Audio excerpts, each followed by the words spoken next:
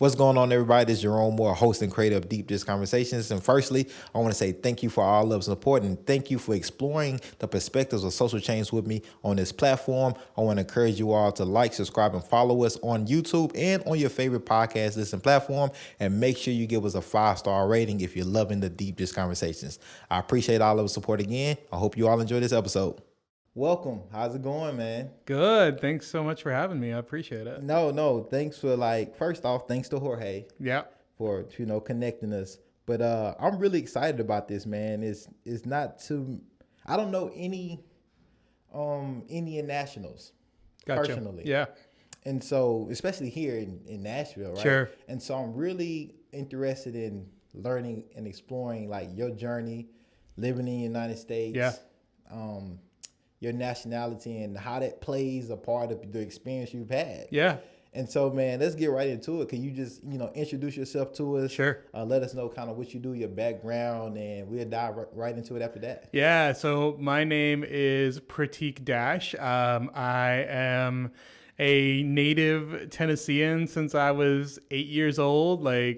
Proud to be South Asian. I tell people that I put the South in South Asian, love my chicken and waffles and also love my biryani, you know what I'm saying? So kind of put it all together. But yeah, so my family, my mom and dad immigrated from India to the United States in the 80s. My dad was a mechanical engineer, and he went to college in New York at Stony Brook University. And once he got his engineering degree, he was the guy that they would send around to different power plants across the country to work on various power plants. And so, he lived in New York, and then he moved to Washington State, went all this, all over the country. And then during that time, he got to marriage age, and he had an arranged marriage with my mom, who was in India. And so went back, had a quick vacation and got a wife in the process, and came back to the U.S. And that's when they landed in Texas, in Austin, where my mom went to UT Austin and became an electrical engineer. And then they continued to work on power plants across the country, and they ended up in the Watts-Bar power plant in Tennessee. And my dad had moved a lot, and then they finally had me. And it was really hard. They moved from Knoxville to Chattanooga and then finally coming to Nashville. And keep in mind, this is all in a 6-year span. So every 2 years, it's just pick up and move. And my dad was I just can't keep doing this. And so he quit his engineering job and he bought a liquor store and a gas station in Lewisburg, Tennessee, in Marshall County. And he kind of dropped everything and started his own business. And my mom went in to help him. But they bought a house in Franklin, Tennessee. Okay. And the reason why is because they heard that the education system was really good there, things like that. So my parents would drive me to school and then drive from Franklin to Lewisburg every day. So basically going from the richest county in Tennessee to the poorest county in Tennessee every single day. Right. And I think that's, where my sort of journey sort of began. Right. So for me, I went to school in Franklin. I like to say that my school was black, white, and me. There's nobody else that looked like me. Back in the 90s and 2000s, it was just me. And so I went to school and dealt with a lot of identity crisis. Right. I remember when I was a kid, my name in my native language is Pratik, but I told everyone to just call me Pratik because I whitened my name so I could avoid some of the bullying and things like that. Kids couldn't say it, teachers couldn't say it. Right. And so I went by basically a different name till my senior year of high school. Wow. And man, so let's go ahead and rewind it. No, let's rewind it. Yeah. Whoa. And so did your parents know or about this type of bullying, about this type of discrimination? Yeah. And could they prepare you for it? Maybe they even experienced it a little bit or a lot of it themselves. Yeah. So I think a good story to kind of bring that all together was, in 8th grade for me was when 9/11 happened. Okay. So 9/11 happens, and I remember that my school is doing some charity event to get money for the victims' families. And I like run home. I get $20 from my mom and dad. I asked for 10. They gave me 20, which is like, when you're 14, Right. That's a lot of money. That's a lot of money, right? I remember just like touching my pocket every 10 minutes, making sure it's still there. It was like, I think if there's every wrinkle in the bill that possibly could be was in that bill, but I made sure that I had it. And I was supposed to donate at lunch. And I remember I went into the cafeteria, walked up to the parent volunteer, and I pulled out that $20 bill. I like had it balled up in my fist, just covered in sweat. And I like reached out and wanted to hand it to her. And she said to me, "Sweetie, we don't take money from terrorists." Whoa. And just pushed my hand away and didn't take my money.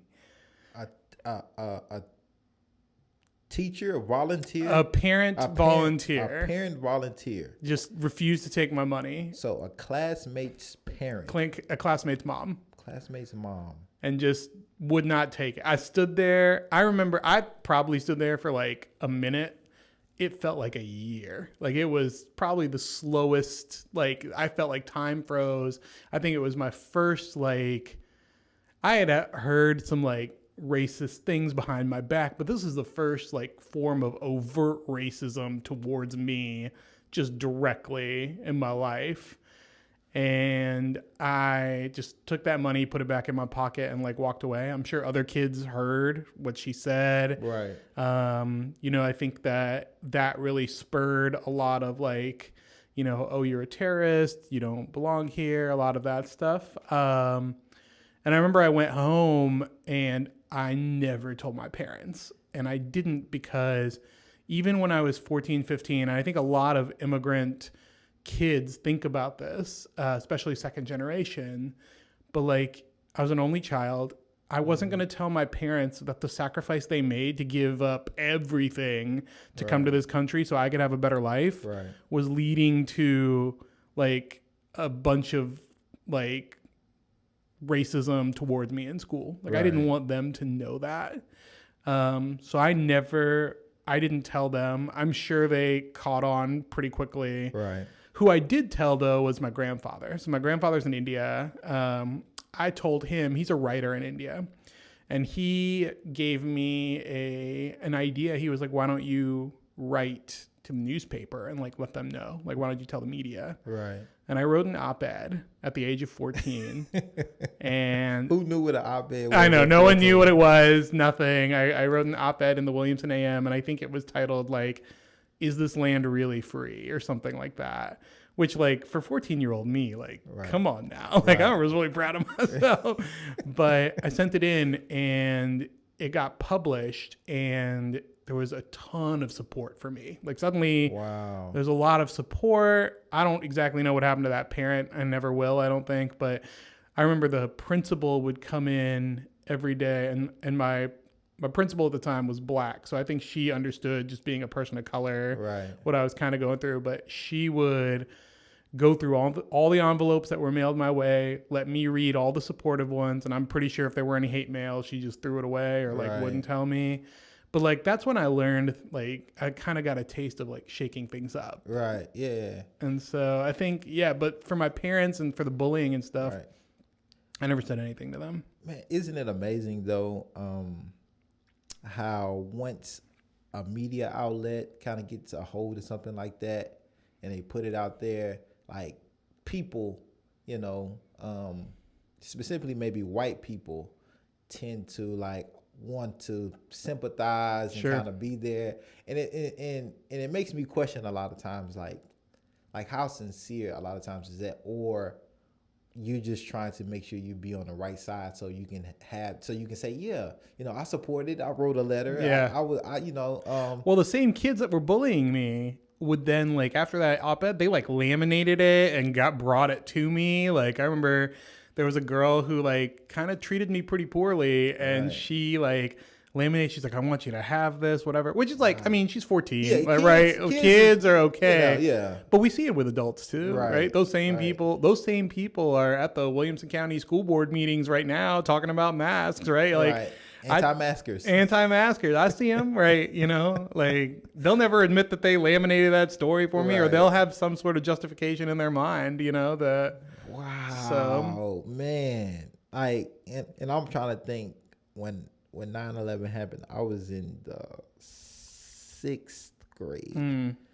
Yeah, I was in the sixth grade, and I didn't have a clue what was going. I remember they had the TVs they rolled, and they used to roll. right? TVs Yeah, out, that's right? what happened to us. Yeah, they rolled it out. and like I think we was because we was in the 6th grade, we couldn't analyze or conceptualize what was going on or the significance of it. We just seeing like, oh, an explosion, like, Right. okay, but we're not understanding like, oh, this is a terrorist attack, like like people are bombing like your homeland, your country. And so, like, I don't even remember thinking much of it, like, then until maybe years later, maybe. Yeah, well, I tell people all the time that like September 11th was a devastating day, and I feel like I tell folks like I like went to sleep an American on September 11th and then woke up as an outsider on September 12th. Like everyone suddenly would look at me different, like would wonder who I was, and I think September 11th is an obvious tragedy. People talk about all the time, like remember 9/11, never forget, whatever. But people like think about the firefighters and the cops and all those folks and everyone all the victims. People don't think about all the brown kids that got discriminated after that day, or how our nation was separated. And like, sure, we said the word unity, but unity did not include a large brown population that lived in this country. Right. And so for you, what were some of the, like, were there slurs used against you or that you heard? Like, you know, we know like slurs for black folks, right? Sure, like them, like but like for an Indian person, right? Like what is that? What are those? So, sand N-word is a big one. That was said a lot. Terrorist became like a slur, right? Or like, you know, Taliban, right? Like, just like you're part of it. A lot of people would ask me, like, do you know Osama bin Laden? And I would have to be like, no. Do you? Like, do you, you know, like a lot of those kind of questions. And so I think, yeah, those are the three. And this is through high school, middle school, high school? Middle school and high school. Like a pretty brutal age for 9/11 to happen. Like if it's elementary school, these kids don't understand. You'll be all right. But 8th grade is a tough time. I already had like red and black braces. I look like I had a checkerboard in my mouth.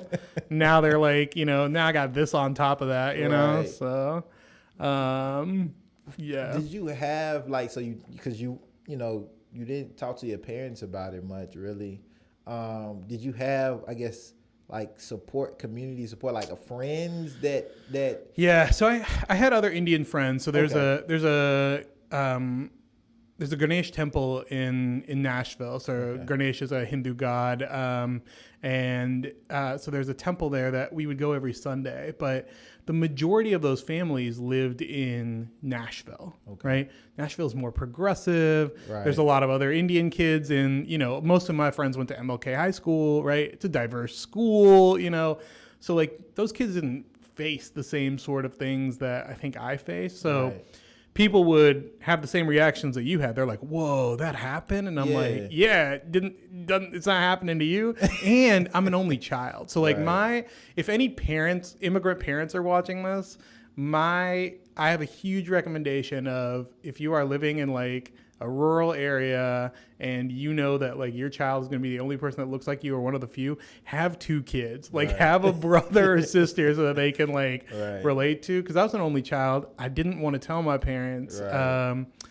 And I wish I had like a brother or sister that I could just like talk to, but I really didn't. And it put me in a very like weird kind of, I definitely like dealt with some depression and some other stuff during that time. And I think people who know me now would tell you that I'm a very talkative person, super outgoing. And I think back then, like I was really like kind of shut down. Like I didn't really want to talk to too many people. I was scared to talk to people, right? And I got in a lot of fights and things like that. I'm not a fighter. Look at me. Like I don't go to the gym or anything, Like, hey man, it be those ones too. That's man. right. Don't mess with It's him. right. He might be a sheep in wolf's clothing. Man, I wish I'm doughy all around, inside and outside. But yeah, I mean, I remember I used to get beat up at school, and I'd come home, and my mom would be like, "Why'd you get in the fight?" And I would just be like, "I didn't like the kid." And I wouldn't explain it. Right. And I think I luckily had some good teachers who kind of understood what I was going through, and so I ended up, probably 10th or 11th grade was when I started talking to folks about it. But I think it took like 2 or 3 years to really process. Well, just even the fact that you had to alter your name, and just for your middle school, that's just even having to do it and like understanding why, people I just have to do it in order for me to just kind of fit in, right? Or I would even joke with, I would say the same, like I would try and catch my classmates before they could say racist stuff about me. I would say it about myself, right? So I'd be like, "Oh yeah, haha, I'm a terrorist," and then people would laugh, and I'd be like, "Well, at least I can dictate the self-deprecation versus someone just coming at me, right?" And it was just like a huge identity crisis for me. It like really messed with my head. It's messing with me right now. I know. Well, I was like scared of my culture. I didn't want to be near it. So mom and dad would go to temple, and I'd be like, I don't want to go, right? Because I was trying to be as white as possible so I could fit in. And then college happened, and then my grandfather got sick, and so I decided I would go to India to take care of him. Mm-hmm. And that's where I got to hit the reset button and just like retry and everything. And I told you this before walking in, but when I went to India, I kind of knew the language. I thought I'd walk in and like fit in seamlessly, and I mean, people knew I was American from the minute I stepped off the plane, but I think that I found I was supposed to stay there for like 6 months to a year. Mm-hmm. I stayed for 5. And it was just, I mean, there was something about it that I loved every second of it. And I just kind of found myself there. I found my confidence. I found, what I really value, my ethics. I found dignity, a lot of my dignity. Yeah, I really found my dignity there. But I still sort of felt like an outsider, right? I was always the Indian kid in America, and then I go to India and I'm the American kid in India. And I came back home, and at the time I started dating a girl who was interning for TIRC, the Tennessee Immigrant and Refugee Rights Coalition. I'd gone to school for engineering, right? Parents are engineers. I was going to be an engineer, whatever. And but she invited me to a TIRC convention in 2014. And so the convention is they bring all their members from across the state. She invited me. I did not care about immigrant rights. I just wanted to make out with a girl at the end of this event. I just wanted to impress her. And then we make out, and it was, whatever. And I walked into that convention, and my whole world changed. I thought I dealt with racism, and I did, not to minimize my experiences. But I learned what systemic racism was, how undocumented communities, what they go through, what black immigrants go through, what black people go through. And I realized that I wasn't alone. Like that was the moment that I realized that there are other people dealing with forms of oppression that I have seen that we may not be able to fight by ourselves, but collectively we might be able to make some change. And I just knew that this is where I wanted to be. And a few months later, a job opened up, and I took it. And I've been there since 2015. I've been working there for 6 years. And the girlfriend who I dated at the time is now my wife. So Well, it I worked think out. I made the most of that convention. Win-win situation. Yeah, for you. yeah, Win-win, absolutely. win-win. Absolutely. Man, you bring up a good point, man.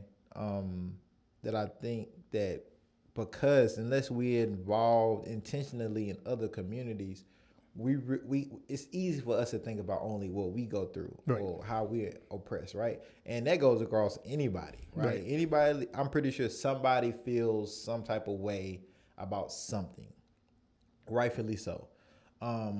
But you really, it's levels, right? Right. It's levels. Right. It's levels to poverty, it's levels to being it's just levels. And not to minimize anybody, but it's like especially in this country, the facts are the facts of like, okay, when we talking about being oppressed and discriminated against, we a lot of times we talk about black and brown people Right. specifically. Right.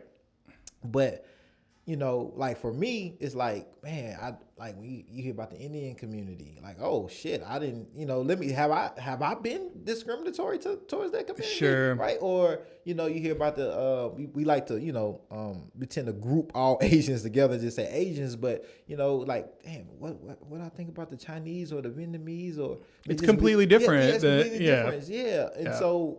And so if you think about it, if you be intentional about it, you really start to be able to reflect on maybe some implicit biases Right. that you might have had and Right. never known, but at least you find out and Right. and you can work on it, man. So that's like, and that's what this is about, man. Getting introduced to like the Indian culture, Right. being American Indian American, and Right. like that, what that is, because many people don't know what that experience is like and having that identity crisis, man. Yeah. And now hopefully they can learn and reflect like, oh damn, maybe, oh, did I offend somebody and didn't know it, and or am I unintentionally making people conform, Right. so they can be comfortable and just make it through their day, Yeah, I mean, I think that some of the obvious ones, which may not seem so obvious, though, like people love imitating Apu from The Simpsons, right? Yeah. And people always forget that like Apu was a white dude who did the Indian accent for Apu, right? Right. And so like everyone's always like, "Oh, thank you, come again," and I'm like, That's funny to you because you think that that's a brown Right. dude who's making that thing. Right. There's a little documentary that I think Hari Kondabolu put together about Apu, and it is, I highly recommend you watch it. But Right. like that really breaks down a lot of how South Asians felt about it. I also Right. think we're seeing more South Asians in media and things like that. So that's helping quite a bit. But I think the Indian experience in the South is so interesting. I talk about like a racial ladder, right? Where white people are at the top of this ladder, Right. and black people are at the bottom. And, I think that Asian community members in general have kind of made it to this second rung. They're like not quite white, but Right. like they're trying to be. They're the model minority. They've done things to do this stand up. They're like doctors in the Right. community, right? They're engineers. They're doing computer science stuff. So like they're like, Right. respectable. They've gotten out of the eye of like oppression in their eyes. And so whenever we talk about knocking over the racial ladder, a lot of Indian and Asian community members get very freaked out by that because they're like, we worked so hard to get to this second rung. Right. Like, we don't want to sacrifice or throw that all away. Right. So that's one. The other thing, especially about Indian communities in Tennessee, is that, so first off, like Latinx communities obviously have the highest undocumented population in Tennessee. Indian second. Wow. So there's a lot of Indian community members that are undocumented in this state that come on a tourist visa or something like that, and then they overstay. Or many of them come on we've heard many stories where people come on work visas, and then because of COVID, they just get laid off, and they've like moved their whole family here. Right. And now like they're expected to, go back to India or something. Right. But the problem is that culturally, like if you go back to India, like you're deemed a failure in your families or things like that for certain community members, or they've developed a better life. They realize the schools are better, that, the work is better. And so they want to stay. So the other thing that I would mention about the Indian community. So, like I mentioned, large undocumented population in in Tennessee. So if you go to like a New York, right? You go to New York, there's also like there's super rich Indians, Right. there's undocumented Indians, but there's a big working class Indian community in New York. The best way to explain it is like if you're jumping in a cab in New York, you get anybody, right? Right. You could get an Indian guy, you could get a African dude, you could get a white guy, whatever, right? Right. In Tennessee, there's the doctors, lawyers, engineers, like those folks, and then there's the undocumented folks. But there's no working class to like link between the Right. two. So people think that the Indian community is like super united, but the reality is that it's more of a classist issue than it is a racial issue. Right. And so I think that a lot of groups out there, including India Association of Nashville, API Middle Tennessee, a lot of the Ganesh Temple itself, has been doing a really good job of trying to link these communities together so that they can support each other. And so the Jagannath Society of America is another one. And so I think that, that's been sort of the building this bridge where there's no working class to kind of bring that together has been a really interesting journey. Do you see in many people from the Indian community conceptualize themselves as white? So yes, I think that there's a lot of, I wouldn't say many, Okay. right? I think that they know how to code switch properly, right? So it's like they know when to. There's a lot of community members that like will put on the nice clothes and do the dances and things like that, but then they know how to integrate themselves into white communities as well. Right.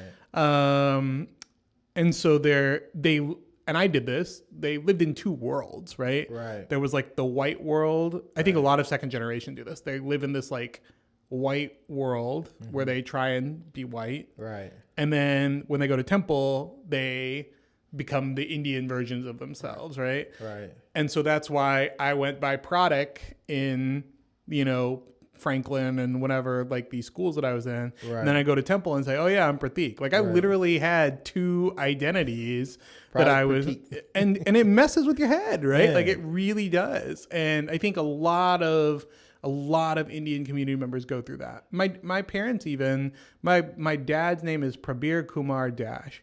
And he just told all the white folks, he's like, just call me PK.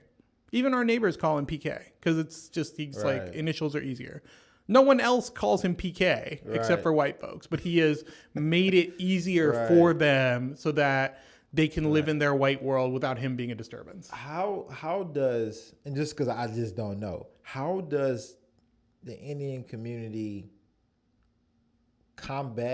see racism or white supremacy? Is it something that's acknowledged, that's talked about? No, I think it is now. It's starting to be With new generations. I think it's starting to be. I have a mentor. Her name is Deepa Iyer. Lived in Nashville quite a bit. Had a lot of Vanderbilt ties and stuff. And I remember she used to say back in her day, she would do anything and everything just to get the Indian temple to just like think about this. Right.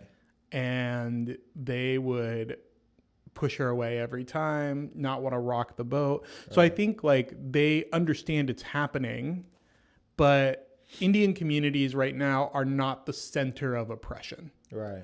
Muslim communities are. I think that Latinx communities are. And Indian communities are thinking, if we rock the boat too much, like they might put us in that group. And like, so it's very much like head in the sand, don't mess with anything, and, keep ourselves underground so that the oppression doesn't get pointed at us. But I think that Indian community members are starting to realize that, when people look at me on the street, they don't know if I'm Muslim or Hindu or what, right? Like they're just going to oppress me because, whatever. And so I think pretty recently there was a vandalism of the Ganesh temple. And that's when they started realizing like, okay, it doesn't matter, Right. what our faith is. It doesn't matter what Right. is. So I think there's some of that. I also think that the Indian community does have some like deep Islamophobia in them that, is they're trying to root out just because of the war between Pakistan and India over Right. Kashmir for so long. Right. And so I think that that's been a piece that, the community in Nashville has been really working on to get better at and to be more inclusive of those communities. But I remember when I started working at Turk, I would go to mosques and register people to vote. And my community was so concerned for me. They were like, "Are you going to be okay with being amongst all those Muslims?" And I was like, "Yeah, it's going to be all right." I even had some like my own Islamophobic, things that I carried over from my communities. And, I think that the Muslim community has been one of the most rewarding and rich places that we've seen like real amazing transformative work there, and we should model our communities on some of the things that they've done. And so, yeah, I think that just the community is starting to get a little more woke. Man, that's good to hear, man. And I gotta ask you this, and this we talked about like living abroad and stuff, Sure. and that's why like I have like this weird, unique experience with just immigration, because I lived in countries where technically I was an immigrant. I Right. was living over there, working over there, and trying to learn the language, and and learned a lot about just my American privilege, but also learning like, hey, people didn't correlate with me being American because of my skin color. Right. And then when they found out, it was like different. And so I say that to say when I came back home, I had like, when I look at immigration, I realized it was like, okay, I realized that many people that immigrate over here from just various countries really don't know a lot about the Black experience, right? Right. And I say that because I've talked to people from other countries that live here now, and they ask me questions because they feel comfortable, and we can have this dialogue saying, hey, why do why do Black people don't want to work? Why do Black people do this? So you get a lot of anti-Blackness from lack of like just really understanding the history and the culture of this country. Sure. And it's some people can be offended by it, but I've being able to live abroad and understand that people just don't know. Yeah. Help me be able to have these type of conversations without being offended, and Right. at least hopefully try to do some education. Hopefully they look at it differently, and then give them the fact like, hey, like we're kind of the primary reason why people can immigrate over here that are not white.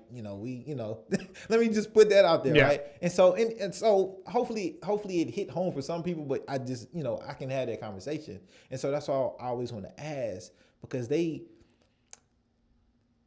when I'm in their countries, or when Black folks are in their countries, the treatment is a little different than when they come over here. Yeah, they care, and it's like two different experiences. Sure. And so I'm just curious, how is the Indian community feel about Black folks, or is there any anti-Blackness, especially when you're trying to multicultural organize? Sure. So I think that there's definitely anti-Blackness in non-Black communities all the time, always, right? A good example that I'll use for India, right, is like there is skin bleaching cream, right? Like just like this cream that will make you more fair-skinned and more beautiful, Indians come in whatever. all complexions. That's right. Blacker than just as dark or darker than me. Right. And there's plenty of Indian people that are very dark, and there's plenty of folks who are very light and fair skinned, right? And so I think that there's definitely anti-Blackness in the community. I think that they're doing their best to educate themselves, especially, the communities here in Nashville and in Tennessee are doing a good job of educating themselves and getting better. And I think that where some of that is happening is some of these Indian community members who are dark complexion, they're dealing with some of the same issues that black communities deal with, right? Getting pulled over by the cops and dealing with that, like, and so. Welcome. Well, yeah, I know. Yeah. Welcome to America. Welcome. That's right. And so I think that that's where, the community is learning to stand up for each other. And so by doing that, they're starting to realize that they have to unlearn anti-Blackness in order to truly fully stand up for one another. Right. But I mean, there's generations of anti-Blackness to unlearn. That's not going to happen, overnight. For sure. But it's there. I think it's interesting. Sometimes I talk to some Indian community members who are like, I had to have this conversation. They were like, why are they working so much on Jefferson Street? Like, they should be working more on South Nashville or, in this Bellevue area. And, they're trying to build up this black community. And I've heard black community members say, why are they working so much on, in South Nashville and this Plaza Mariachi and whatever? Like, why aren't they working? And I was like, it's the same oppressors that are taking out all of us, right? Like, they don't care. It's the same people. We shouldn't be fighting for the crumbs, right? Like, we should be, asking for the pie. Right. And so I think that, one thing that I want to see happen more is I would love for black communities and immigrant communities or Indian communities to, come together more and have these sort of discussions. The Ganesh Temple, anyone who's watching this, I'll let you all know. If you ever want a tour of the Ganesh Temple, I'm happy to give it to you. Yeah, I want one. Let's do it. We'll do it. That sounds great. Sure. And so happy to walk y'all through. But I think like understanding each other's culture is the way that anti-Blackness is defeated without a doubt. And so it's so critical. That's the beautiful thing about like me and you talking. Right. Because where else would I get this information from? Right. Like, and I like talking to people, and I want people from those communities and those cultures to break it down and explain to me. One, I want to have a brave space like this one where I can ask like dumb questions. Right? Because like we in this, like, it's unfortunate, but we in this society now, this, where we have cancel culture, and you you gotta be kind of PC about everything, or like it's not a lot of brave spaces where you can just ask questions, and they may be offensive, but it comes from a good intentions. Like I just want to learn and grow. Right. And I think it's good to hear that the Indian community is starting to have those conversations and have somebody like yourself to put that good tension, healthy tension out there. Like, hey, we all kind of we battling the same thing, and it's happening to us too. And even just for the black community and other communities, like, we don't have to be in our own black bubble either. Right. We can explore the Indian community, but just knowing that we're welcome, but knowing like, hey, like, how can we build together? And like, we know, like, hey, we know we oppress, you oppress, it may be two different levels, but like, we can still build together because like the oppressor is the same. Right. The oppressor is the same. That's the common denominator. That's right. And for me, man, that's why I love doing this and talking to people like yourself that just have a different perspective and outlook on communities I'm just not a part of, or just are not aware of what's going on, because how can I know? Right. And that could lead to me being offensive. That can lead to me just me not knowing, maybe be discriminatory towards Indians, right? Just like unintentionally. Right. Right. And so just talking, man, and like, I've just learned so much in this short period of time that we've talked. And just, it's good to know that like it's people like yourself working like in your community to bridge with other communities in my community, and like having those like no, we're gonna talk about this. It's funny you say that, because I feel the same way about the black community, right? Mm-hmm. Like I remember when there was the vice president debates, right, between Kamala Harris and Mike Pence, and the fly landed on Mike Pence's hair or whatever. Right. And there was a tweet that said, like, that fly is Mike Pence's only black friend. And I thought that was hilarious. And I, like, retweeted it and whatever. And my friend, who is half black, half Indian, reached out to me, and she was like, you need to delete that. Mm-hmm. And I was like, why? And she's like, I asked why, and the minute I asked why, I realized, and I go, oh my gosh, they're comparing black people to bugs. Right. And it immediately Right.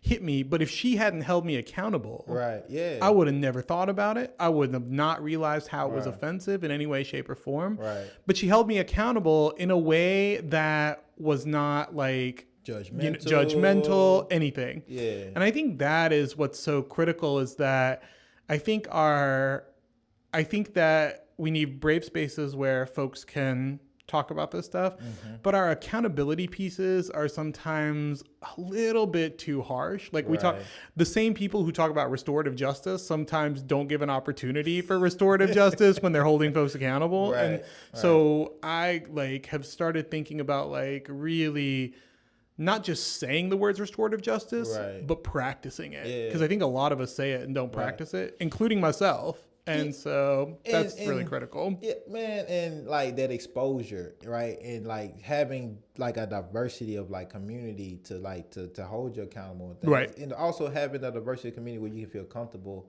in asking why. Right. Right. Right. And getting it broken down so you can have a better understanding is what we all need. And I had a guest on here, Jeanette. She actually has a white supremacy accountability partner where where they kind of check each other and hold each other accountable about just their whiteness and making sure that they can be the best allies and to community as possible for people of color. And so I thought that was really dope, and that they're being intentional about that. Well, it's funny that you're saying that. So my wife is white. Okay. Comes from a traditionally conservative household, right? And my mother-in-law, who, if you talk to my mother-in-law first time, you would not expect her to be an ally in any way, shape, or form. She's got Southern accent. Her family from Colombia, so you're I even remember when I went to their house for the first time, I was like, I don't know if this is gonna work. And first off, my mother-in-law, I think, has really thought about these conversations more than most white folks, to the point where she has found she's really into her church, and she's found another church leader who is black. And she's just been I just need to sit down and listen to you. Right. And they talk all the time. And I think that my mother-in-law, who comes from a conservative Christian household, has taught me a lot about what she's heard from these churches. And I've become a better person because of that. Also, my mother-in-law and I are best friends because she got me an air fryer, and I have never related more to a middle-aged white woman in my life since I got that air fryer. Look, man, it's something magical about them air fryers. I'm telling you. I'm still trying to figure out how is it frying food. It's not only the food; it's bringing people together too. Without the oil, it's I literally, because I was trying to figure this out. When I got one, I was like, man, what's the technology behind this? Who engineered this? Yeah. This is too good to be true. Listen, man, I knew that I was a South Asian from Tennessee when I air fried some samosas, and then the next time around I came back and it started air frying some Oreos, and I was like, oh no, I am South Asian. Yeah. Oh, but that's hilarious, man. Look, man, I want to before we end, man, I want to get into just what is happening now. What are some things going on now in the Indian community, the immigrant community, that people just be aware of, but just be aware of, or just listeners and viewers should just be aware of what's happening, and how are people building, and how can people just combat this white supremacy and that we're all affected by. Sure.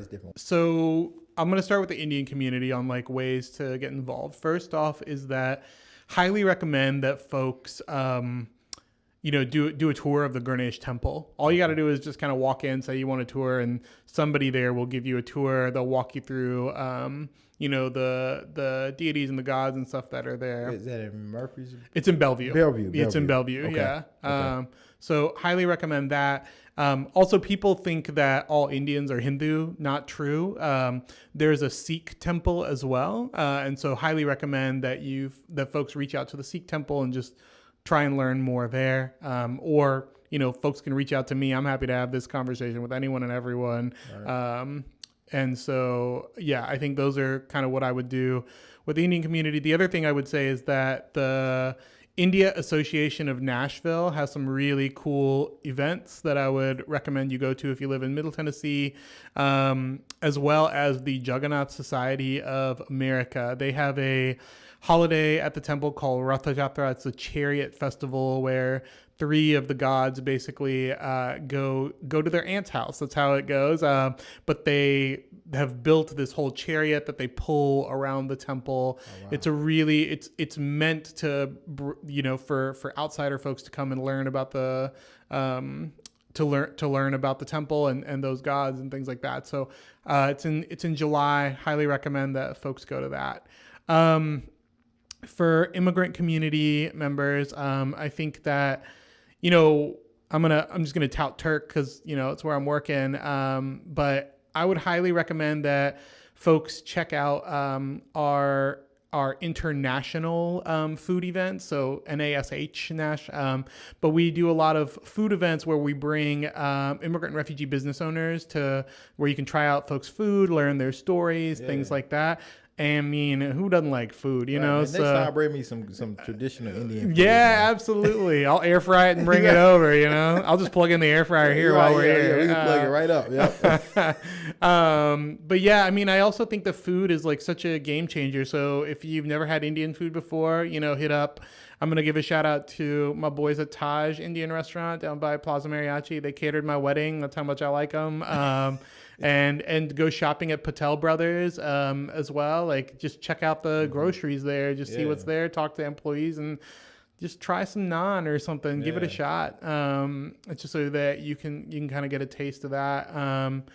And so I think those are really critical. The international food events are really cool. We do a night market every year where 17 or 18 business owners come in, give out samples of food, and you get to kind of see all these different restaurants, in a small area from Nolensville to Antioch. So definitely recommend checking that out. And then I think the last piece that I would say is that I think the immigrant community is really going to come under attack in 2022. Just to be real, I think that a lot of these state legislators have learned that the way to win is to attack immigrants. They saw Trump do it in the 2016 elections, and they're continuing to follow that formula. And so there is going to be opportunity for non-immigrant community members to stand up for immigrant community members by calling your legislator, by taking action. Right. So really think it's critical for folks to take action. I think that people of color, 2022 is going to be the year where our state legislature is going to want to try and, to correct Biden being elected. Right. And so just really flagging that for folks. And I want to say this too. I want to bring you back to talk more about this. Sure. Specifically around the Indian community, I want to talk more about like judges and like how the I wouldn't say criminal justice system anymore, but the criminal legal system. Because I don't know if you get justice from our criminal quote unquote justice system. Some people call it the criminal punishment system. Sure. But I want to talk more about that and see how the Indian community is affected by that, because 2022 general sessions judges, attorney up for election, Glenn Fund, all the seats are everybody's up for election. Everybody up for election. Right. So I would love to bring you back in next year to talk about how that process is going. Yep. And also even with council in 2023. Yep. Those seats are up as well. Yep. And talking about the Indian community and just what is the political agenda for the Indian community, and things like that. So, but man, like I hope people that are listening and watching enjoy this as much as I did, because I had a good time. I really can go for another hour, because No. when you just don't know, but you want to explore and just dive in deep, man. And you gave us so much good information today, man. And I hope people take away from it. And I hope people learned a lot more about the Indian community and be intentional about reaching back in. And I hope for the Indian community that was listening, I hope that like you kind of spark some fires for them that maybe are not woke yet, or never really view their situation in the community the same as like Black folks or Latinx folks or other immigrants, right? Or maybe feel like they're not even affected by white supremacy or racism at all, right? I hope you woke some of them people up too. I hope so. I mean, look, if you're listening to this and you're an immigrant community member and you want to make a difference, look, contact Jerome and come get on this. This is the way to do it. No, for real. Yeah. And if you disagree with anything, like come on. I'm happy to sit with you on this. Yeah, love to chat. And this is gonna be close for real. I had seen something. It was I think it was yesterday, the day before, was like Immigration Day. Mm-hmm. I can't remember. I don't want to get this wrong, so I'm gonna look it up right quick. Sure. I'm gonna look it up right quick. I had seen it, and I never thought of it. Man, where did I see it? I want to find it. Well, while you're thinking of that, I will also say, here's the other thing that I find very interesting all the time. People always forget, since we're in the spirit of Christmas. People forget Jesus was an immigrant too. Like, don't forget that.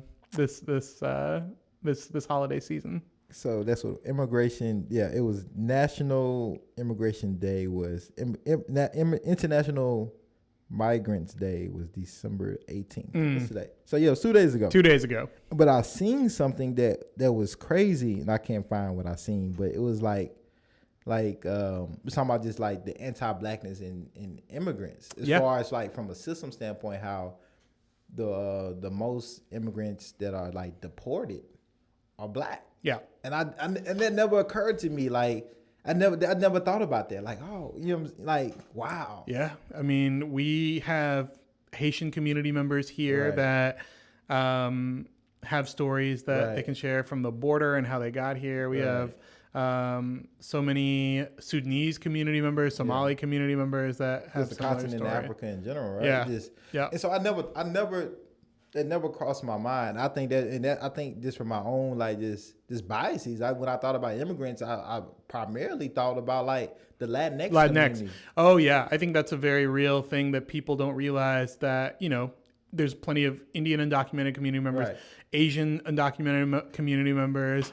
People think DACA and they think of these like and also the media does this, right? They put these Latinx kids on TV, whatever. There's so many Korean DACA recipients in this state. But that led me to like, damn, I never in just propaganda, and I just fed into it, just what I see, and I was like, dang, it's so many other like immigrants that are not Latinx, right?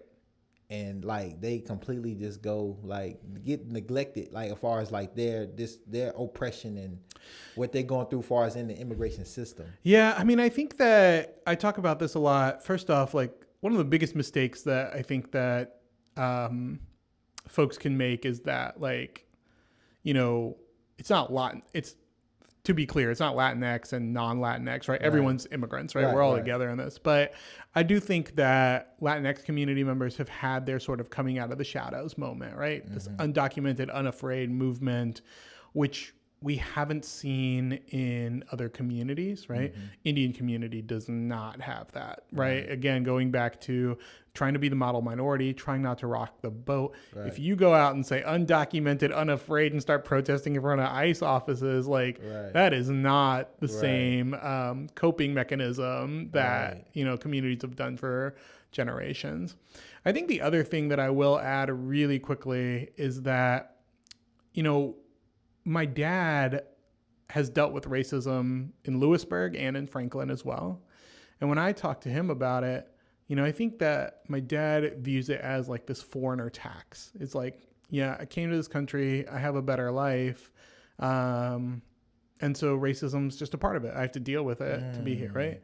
But when someone's racist toward me, yo, I was born here. Like, this is my house. You're going to come into my home and treat me like that? Right. Oh, hell no, right? Like, there's a huge difference in the mindset and the shift. Even today, my parents have been in this country for 30, 35 years, and there are still times where my mom will be like, well, you know, we can always go back to India. And I'm like, you won't survive in India. Like, it is a different world compared to what it is now. You think you can deal with 100-degree temperatures and things like that over the summer? Different comfortabilities. Different, like, you know, infrastructure. We just got Xfinity. Like, you think you're gonna deal with, you know, with that when we get back to India? We can barely get the Wi-Fi up. You're gonna try and do that, you know? So, so I'm just saying that, like, that's hilarious. I know. We've gotten used to Amazon Prime, these other things, right?